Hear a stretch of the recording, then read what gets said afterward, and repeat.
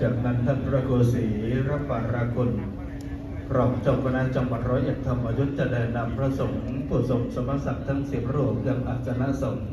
ประกอบพิธีเจริญชัยมงคลคาถาตามลำดับ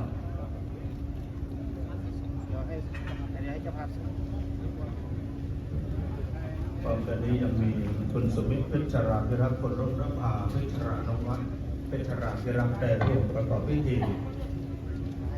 ประสงค์ผู้ทรงสมณศักดิ์ทั้ง10 รูปได้ประกอบพิธี